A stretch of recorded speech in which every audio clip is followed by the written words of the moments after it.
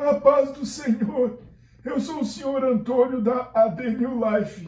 Eu também dou aula lá na AD New Life. Por esses dias está muito difícil ir para lá, principalmente para mim, que sou bem velhinho.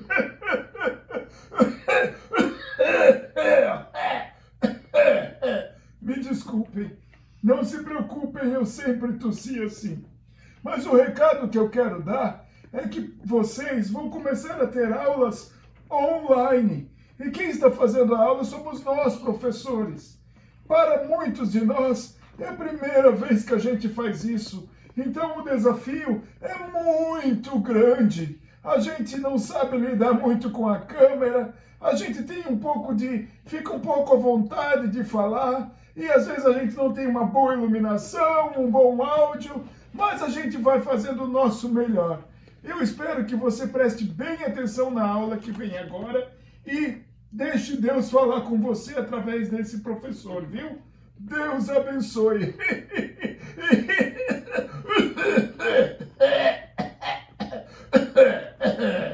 Não é coronavírus.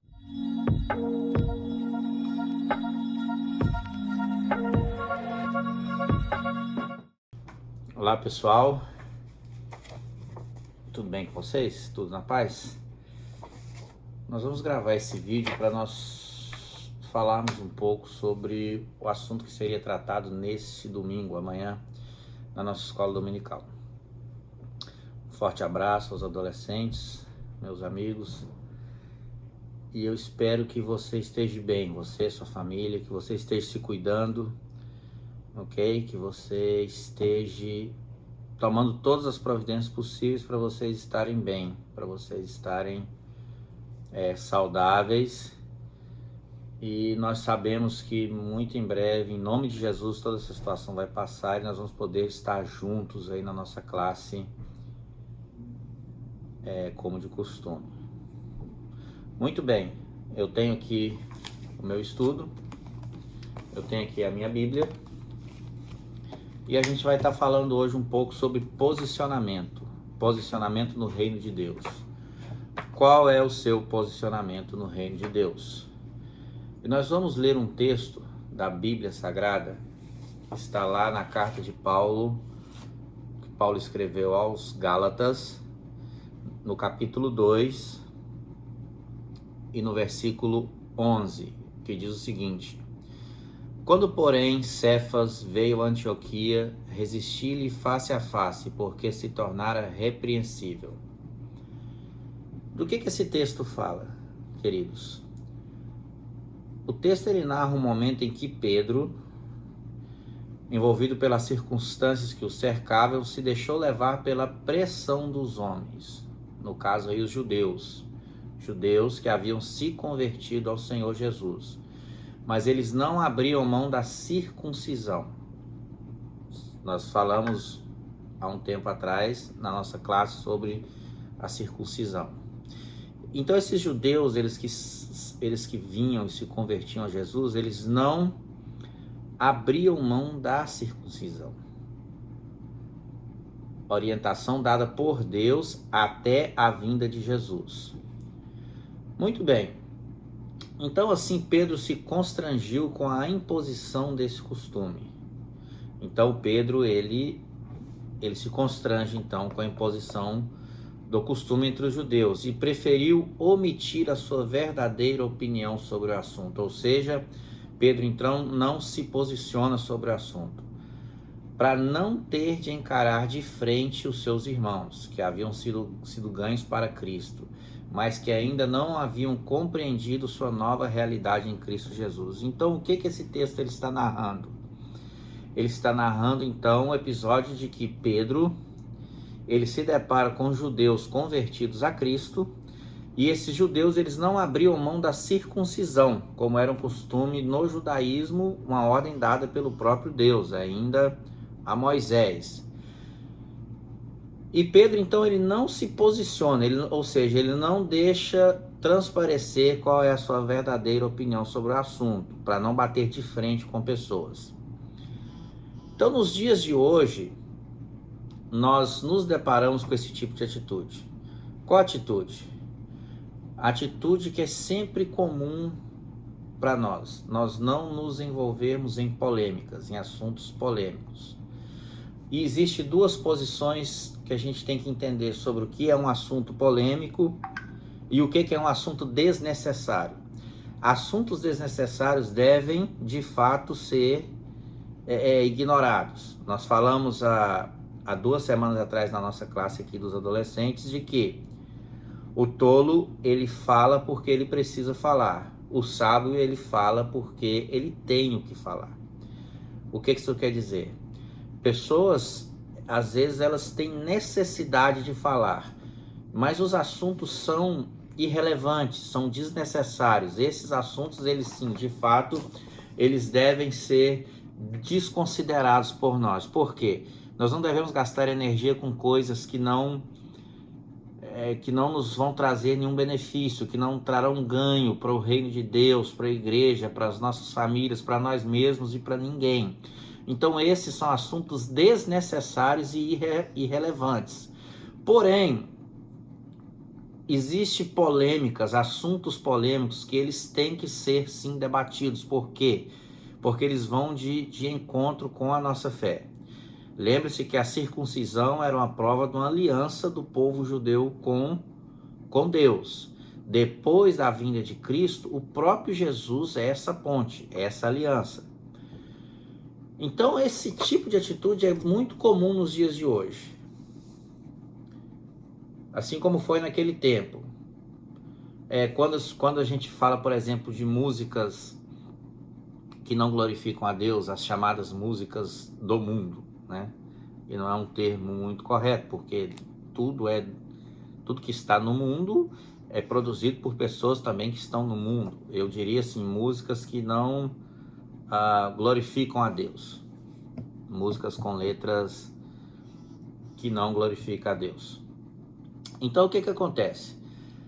Tem a questão também do casamento pela segunda vez, do divórcio. Cada questionamento dos homens dá uma resposta clara de Deus. Não existe nenhuma questão polêmica que envolve a vida cristã, a conduta moral, a vida reta de um cristão. Nenhum tipo de questionamento dessa natureza, ainda que se torne polêmico, que fique sem uma resposta do próprio Deus. Então, como pode haver tanta variação sobre o mesmo tema no meio de uma igreja? Como que pode ter várias variações? Assim, um monte de pensamentos distintos, né? Cada pessoa tem a sua própria, entre aspas, verdade. Porque nós somos seres que nós defendemos as nossas bandeiras. Nós sabemos do que nós gostamos e também do que nós não gostamos. E às vezes nós misturamos as nossas vontades pessoais com o que é uma verdade absoluta da parte de Deus, que é a Bíblia Sagrada, que está aqui na minha mão. Então não existe nada relacionado com a conduta espiritual de alguém que não haja uma verdade explícita pela parte de Deus. Por isso que nós devemos nos posicionar. Então, há algumas razões que geram toda essa falta de unidade em torno da palavra de Deus. E eu cito uma. Por isso que o nosso tema é reposicionando, ou seja, tomando o seu lugar, o lugar que você tem no reino de Deus. A falta de posicionamento e a omissão de muitos cristãos causam essa variação de pensamento sobre temas pelos quais a Bíblia tem uma verdade absoluta estabelecida. Há muitas oportunidades de expressarmos claramente a posição do reino de Deus, porém, porventura, todavia, em alguns momentos preferimos nos calar ao criar um constrangimento, ou mesmo manter o silêncio para não perder um amigo. Mas ao fazer isso, estamos deixando de ser o que nós devemos ser, que é a luz do mundo e o sal da terra. Por quê? Lembro mais uma vez, há uma diferença em assuntos polêmicos condizentes a verdades bíblicas com conversas desnecessárias e desconsideráveis, coisas que não nos levará a lugar nenhum, não nos acrescentará conhecimento, não nos trará nenhum tipo de ganho, muito pelo contrário, vai fazer a gente perder tempo somente. Então, quando nós nos deparamos com distorções sobre verdades bíblicas, verdades estabelecidas pela palavra de Deus de forma clara, e nós nos calamos, nós não nos posicionamos, nós não fazemos como diz o versículo que acabamos de ler aqui, de Gálatas 2:11, que diz, resistir-lhe face a face, porque se tornara repreensível. O que isso quer dizer? Resistir face a face. Eu iniciei uma discussão respeitosa, mas porém firme, para trazer luz a um assunto que estava até então escuro. O próprio Jesus diz em Mateus capítulo 5, versículo 13, que diz, se o sal vier a ser insípido, um pouquinho mais antes, sobre o sal e a luz, Jesus disse então que nós somos sal da terra e luz do mundo. E se o sal vier a ser insípido, para nada mais presta senão lançado fora e ser pisado pelos homens. É o texto de Mateus 5, versículo 13. Nós vivenciamos isso de uma forma clara quando, na época que tem neve, muita neve, os trucks, os caminhões, eles passam tirando a neve e jogando sal. Então, é um sal que não serve para mais nada, a não ser jogado no chão e pisado pelos homens. O próprio Jesus foi perseguido por sua profunda franqueza. Ele disse aos seus discípulos, vós não sabeis de que espírito sois. Está lá em Lucas, capítulo 9, versículo 55. O que é franqueza de acordo com a palavra de Deus? Não é ser grosso, não é ser uma pessoa ríspida, não é ser uma pessoa áspera, mas ser alguém que tem posicionamento, alguém de valores estabelecidos de forma firme. Nós não podemos nos comportar como pessoas que vestem como nossas roupas, né? A gente tem a roupa de trabalhar, a roupa de ficar em casa, como eu estou aqui, a roupa de ir à igreja, a roupa de ir a um casamento. A nossa conduta espiritual ela deve ser só uma. E também ele disse aos fariseus, olha para você ver que palavra dura. Vós sois do diabo, que é vosso pai, e quereis satisfazer-lhe os desejos. Os desejos de quem? Do próprio diabo, do qual ele diz que vocês são dele. Vós sois do diabo. É o texto de João, capítulo 8, versículo 34. E disse Pedro a um dos seus discípulos mais próximos. Disse a Pedro. Quem disse? Jesus. Arreda, Satanás, tu és para mim pedra de tropeço, porque não cogitais das coisas de Deus, e sim das dos homens. Ele disse também ao jovem rico, só uma coisa lhe falta, vai, vende tudo que tens e dá aos pobres, e terá um tesouro no céu, depois vem e segue-me. Lembrando que esse episódio de Pedro,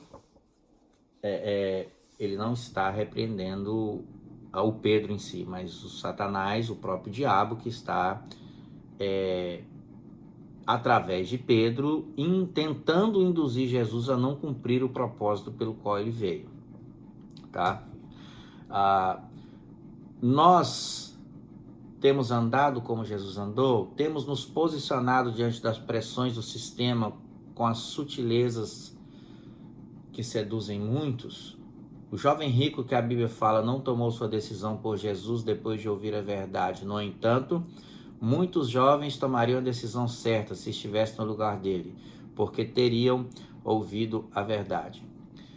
Quando nós deixamos a verdade ser substituída pela comodidade da carne, das sutilezas do mundo, estamos também educando aos novos irmãos, os novos adolescentes, os novos jovens, com zelo e responsabilidade. A grande verdade é que, quando nós nos comportamos como a Bíblia diz, como nós somos firmes, mas ao mesmo tempo dóceis, quando nós somos realistas, quando nós defendemos a nossa fé com clareza, porém demonstrando amor, nós vamos estar educando pessoas que estão chegando ao nosso meio, os recém-convertidos, a ter uma vida reta diante da presença de Deus. Porém, quando nós nos omitimos de ministrar e manifestar a verdade, estamos contribuindo para o avanço da estratégia de Satanás. Por quê, queridos e queridas? Para o diabo, para o inimigo das nossas almas, se nós formos 50% de Deus e os outros 50% não, está ótimo. Para ele está tudo bem. Mas existe um problema. Deus exige totalidade. E a principal estratégia hoje é nós sermos mornos.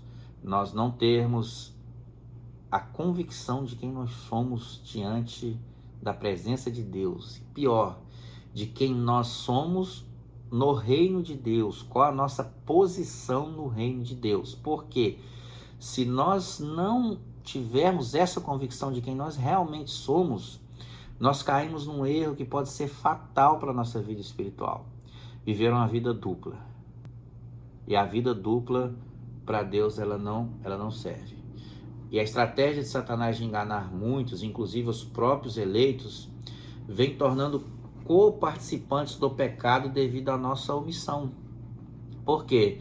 Uma vez que nós nos omitimos de dizer a verdade, uma vez que nós nos omitimos de falar a verdade com amor, com graça, não com grosseria, com estupidez, uma vez que nós não nos abstemos, nós não temos problema em discutir assuntos que as pessoas por anos elas creram naquilo como verdade, nós tomamos a iniciativa de sentar com essas pessoas, de explicar para elas, de discutir no bom sentido da expressão, para trazer luz ao pensamento delas.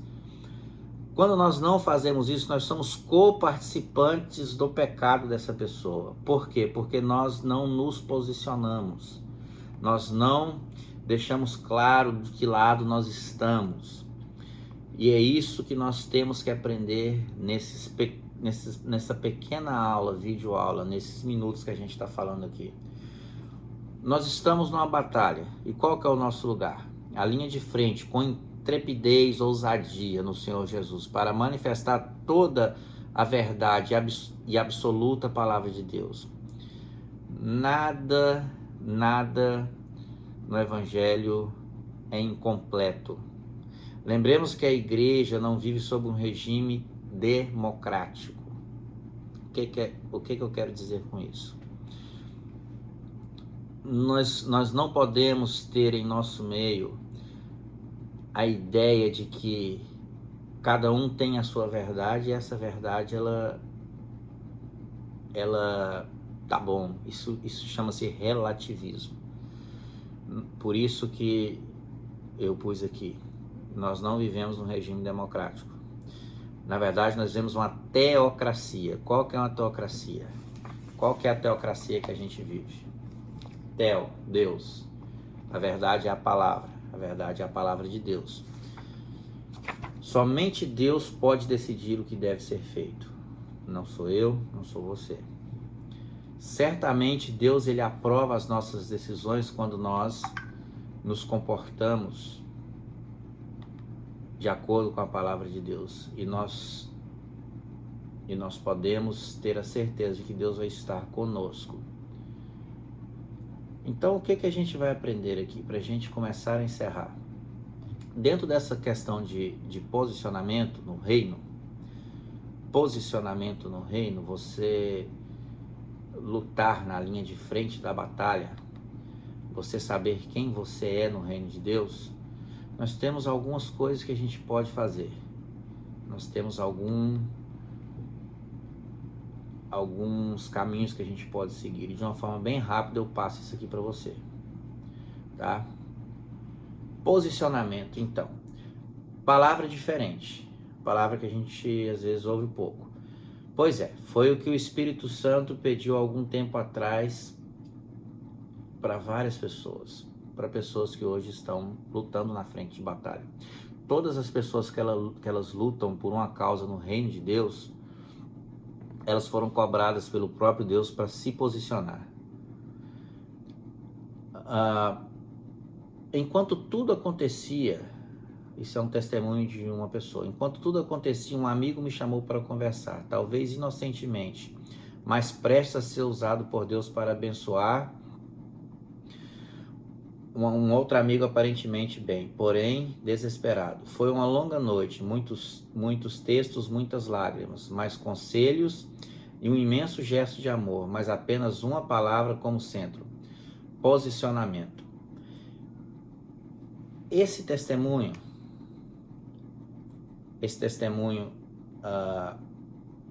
de uma pessoa que eu escrevi aqui, que eu conheço, alguém estava passando por uma necessidade muito difícil, por um problema muito sério. E esse problema só estava acontecendo porque a pessoa não estava se posicionando em algumas áreas da sua vida. E essa situação a qual eu vivenciei também, ela foi gradativamente sendo resolvida quando a pessoa que estava no epicentro dessa situação, no meio dessa situação, ela mudou o seu posicionamento. Então, a palavra posicionamento foi a base de novas atitudes. Ela é a base de novas atitudes. Atitudes com as quais a pessoa que se posiciona, ela se torna uma pessoa todos os dias que vive um novo tempo, que está onde está hoje porque entendeu que essa é a base do crescimento da pessoa humana. Posicionamento. Mateus capítulo 7, versículo 7 e 8 diz: peçam e lhes será dado, busque e encontrarão, batam e a porta lhes será aberta. Pois tudo o que pede recebe, e quem busca encontra, e aquele que bate a porta, essa será aberta. Essa é uma ordem de Jesus para quê? Para nós nos levantarmos de onde estamos e tomarmos posição diante de Deus. Então existem 3 coisas que ele fala então nesse texto. Ele pediu que buscasse, então devemos buscar. Ele pediu que batesse, então devemos bater. Ele pediu que confie, então devemos confiar, que a vontade dele é sempre boa, perfeita e agradável. A porta finalmente vai se abrir quando nós buscarmos, batermos e confiarmos. E essa porta vai abrir da forma com que Jesus quer que ela abra, porque nós confiamos. Então nós temos hoje aqui uma decisão a tomar. Uma decisão a tomar diante de Deus. Qual será ela? Posicionamento. 1 Samuel capítulo 17, versículo 45 diz: tu vens contra mim com espada e com lança e com escudos. Eu, porém, vou contra ti em nome do Senhor dos Exércitos, o Deus de Israel, a quem tem afrontado. Essa é uma fala de um jovem, Davi, quando foi ter ao encontro do então rei Saul, e obedecendo uma ordem de Deus, ele vai então lutar com o Golias, o gigante Golias. Quando buscamos na palavra de Deus subsídios para entendermos como de fato devemos nos posicionar com relação à vida, com relação às dificuldades que vamos enfrentar, nós vemos homens e mulheres que nos dão um grande exemplo de servos de Deus, que souberam se posicionar com firmeza diante das adversidades, com firmeza. Por exemplo, Noé, Davi, Elias, Ruth, Esther, porque o nosso adversário ele está ao nosso derredor para matar, para roubar, para destruir, e nós temos que nos posicionar diante de Deus. Como cristãos, então, o que precisamos fazer? Nós precisamos assumir nossa posição diante do mundo espiritual. Temos que saber quem somos em Cristo para usarmos o direito e os privilégios decorrentes da autoridade conquistada por Ele na cruz do Calvário. Então, você que me ouve, você precisa assumir a sua posição diante de Deus. Você é adolescente que me escuta, você é um adolescente de Deus. Assuma essa posição. Por quê e para quê? Para você poder usar as armas espirituais que Jesus conquistou na cruz do Calvário. Ponto. Você também precisa reconhecer que Jesus morreu na cruz no seu lugar e no meu lugar. Então é como se eu tivesse sido crucificado com ele? Sim. Quando ele ressuscitou, eu ressuscitei com ele. Quando ele se assentou à direita do Pai nos lugares celestiais, ele me levou juntamente com ele. Porém, eu estou assentado nos lugares celestiais com ele.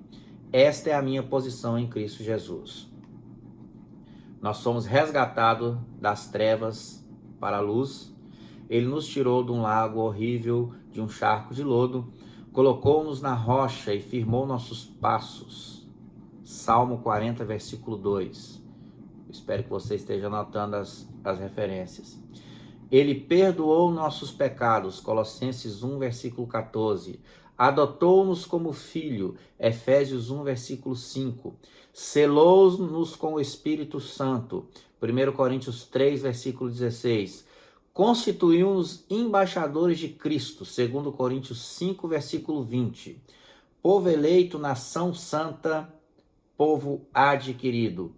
Somos propriedades exclusivas de Deus e temos que nos posicionar e nos comportar como tal. Como se também não bastasse tudo isso, ele ainda compartilhou conosco a autoridade que ele recebeu do Pai. E quando cremos nele, nós também recebemos essa autoridade. Em Cristo nós temos autoridade. Nós também devemos pensar uma reflexão, para a gente já terminar. Como você tem se posicionado diante dos desafios dia a dia?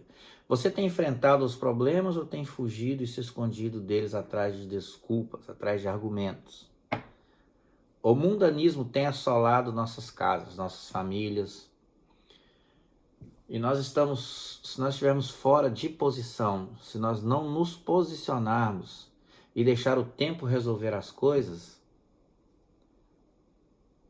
é provável que nós vamos nos frustrar, porque nós precisamos nos levantar e assumirmos o lugar que nós temos no reino de Deus, o lugar que Jesus nos deu e esse privilégio que Ele tem nos dado. Deus espera de nós a decisão de tornarmos as nossas vidas totalmente em Suas mãos e tomarmos de uma vez por todas a nossa posição em Cristo para a gente ser vencedor. Então, assim, eu queria que você nesse pequeno vídeo que nós gravamos aqui, que você tenha certeza de uma coisa: você, meu querido adolescente, família dos adolescentes que vão assistir esse vídeo, você não é qualquer um jogado aí no mundo. Você não está aqui por acaso. Nada na sua vida acontece por acaso. Deus tem um propósito em todas as coisas. E Deus te salvou, Deus te resgatou. Mas Deus te pede neste momento um posicionamento. Nós precisamos nos posicionar e precisamos saber quem nós somos em Cristo Jesus. Que Deus te guarde.